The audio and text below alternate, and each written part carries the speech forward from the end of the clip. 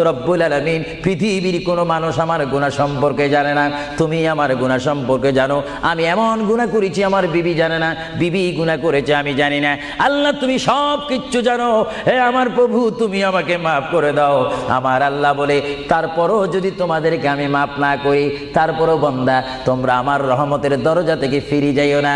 আমি তোমাদেরকে হুকুম দিচ্ছি, ওয়ালাউ আন্নাহুম ইয যালামু আনফুসাহুম যাউকা, বান্দারে যদি গুনাহ করে ফেলো আমার রহমত থেকে মুখ ফিরিয়ে তুমি চলে যাইও না।